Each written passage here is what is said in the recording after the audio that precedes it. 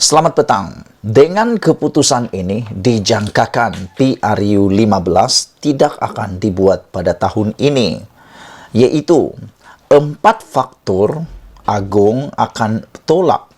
Mungkin tolak nasihat Perdana Menteri bubar Parlimen dalam masa terdekat.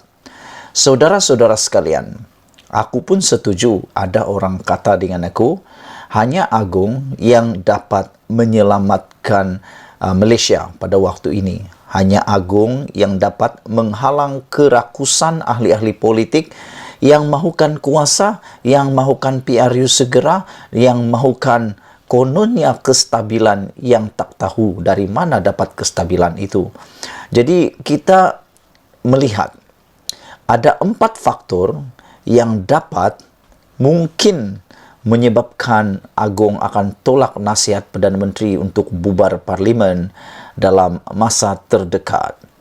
Saudara sekalian, yang di-Pertuan Agong Al-Sultan Abdullah Riayatuddin Al-Mustafa Billah Shah boleh menolak nasihat Perdana Menteri Datuk Seri Ismail Sabri Yaakob untuk membubarkan Parlimen dalam masa terdekat. Pensyarah Undang-Undang dan Polisi di Universiti Teknologi Malaysia UTM, Profesor Madya Muhammad Fathi Yusof mengatakan beliau menggariskan 4 faktor yang boleh dijadikan asas kepada penolakan Seri Paduka untuk tujuan membubarkan Parlimen. Pertama, katanya, Perdana Menteri ketika ini tidak mewakili sebuah parti atau gabungan parti secara solid atau kukuh. Dengan amalan sebelum ini, nasihat Perdana Menteri sudah dianggap mewakili kabinet tanpa perlu dipersoalkan. Namun, jika Perdana Menteri menasihati yang di-Pertuan Agong untuk pembubaran Parlimen, ia belum mewakili keseluruhan anggota Jemaah Menteri yang mewakili kerajaan. Maka, nasihat Perdana Menteri mungkin ditolak atas alasan ia tidak dibuat secara kolektif, sedangkan perlembagaan memberikan penekanan kepada konsep tanggungjawab bersama seperti mana di bawah perkara 43 dalam kurungan 3 Perlembagaan Persekutuan.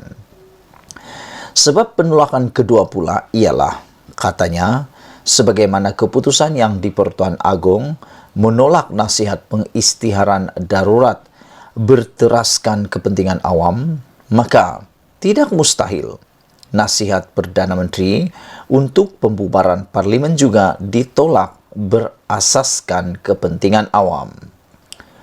Kepentingan awam boleh dirujuk atau merujuk kepada beberapa faktor, termasuklah ketidaksesuaian pilihan raya umum dilaksanakan pada musim tengkujuh dan faktor pembaziran jika PRU dibuat di peringkat Parlimen tidak serentak dengan pilihan raya peringkat Dewan Undangan Negeri DUN di beberapa buah negeri yang sebelum ini dilaporkan tidak akan membubarkan DUN negeri.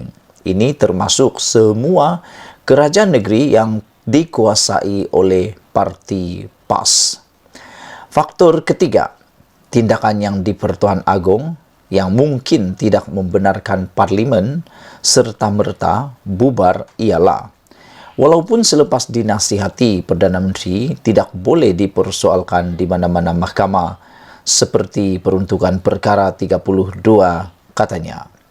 Mengulas lanjut, beliau berkata, faktor keempat, penolakan pembubaran disebabkan rakyat terpaksa mengundi sewaktu musim tengkujuh dan PRU sebelum urusan belanjawan negara tidak disempurnakan dengan baik oleh kerajaan, serta risiko pembaziran akibat pilihan raya tidak serentak adalah satu langkah tidak popular dan bertentangan dengan sentimen umum rakyat. Sebarang tindakan yang di-Pertuan Agong yang selari dengan kehendak rakyat sukar dipersoalkan walaupun ia kelihatan luar biasa, katanya. Maka, mengambil kira 4 faktor itu, beliau menjangkakan tidak mustahil nasihat pembubaran Parlimen oleh Perdana Menteri akan ditolak jika ia benar-benar berlaku. adalah lebih baik bagi Perdana Menteri untuk mengutamakan kabinet berbanding keputusan partinya. Jika yang di-Pertuan Agong pernah menolak nasihat Perdana Menteri dan kabinet untuk mengisytiharkan darurat pada Oktober 2020, maka tidak mustahil Baginda juga menolak pembubaran parlimen jika dinasihati oleh Perdana Menteri dalam masa terdekat ini, katanya. Beliau mendakwa sungguh pun kabinet tidak setuju pembubaran dilaksanakan, namun tidak mustahil Perdana Menteri akan bertindak juga mengikut kehendak partinya yang mahukan parlimen dibubarkan segera. Katanya, jika mengikut konvensyen perlembagaan dan kefahaman peruntukan perlembagaan secara literal, iaitu perkara 55 dalam kurungan 2, yang di-Pertuan Agong perlu membubarkan parlimen atas nasihat Perdana Menteri di bawah perkara 40. Berbeza dengan pembubaran akibat hilang sokongan majoriti di bawah perkara 43 dalam kurungan 4 dan 40 dalam kurungan 2 kurungan B yang boleh dilakukan atas budi bicara yang di-Pertuan Agong, katanya lagi. Dalam situasi pelbagai parti menguasai kerajaan negeri, katanya, maka langkah yang paling tepat ialah mewujudkan persefahaman dengan parti berbeza berkaitan waktu pembubaran parlimen dan DUN. Itulah dia, saudara-saudara yang saya hormati sekalian, 4 faktor Agong mungkin tolak nasihat Perdana Menteri untuk bubar parlimen dalam masa terdekat. Yang pertama adalah kerana Perdana Menteri ketika ini tidak mewakili sebuah parti atau satu gabungan sahaja.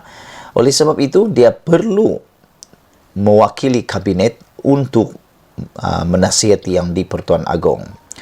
Manakala yang kedua pula ialah sebagaimana keputusan yang di-Pertuan Agong menolak pengisytiharan darurat berteraskan kepentingan awam, maka tidak mustahil nasihat Perdana Menteri untuk pembubaran parlimen juga ditolak berasaskan kepentingan awam.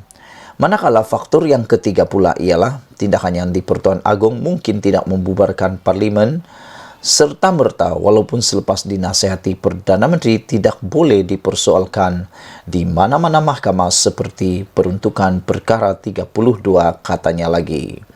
Dan faktor yang keempat pula ialah beliau menjangkakan tidak mustahil nasihat pembubaran parlimen akan ditolak oleh yang di-Pertuan Agong jika semuanya itu berlaku, iaitu faktor tengkujuh dan juga faktor belanjawan yang belum diuruskan dengan sempurna.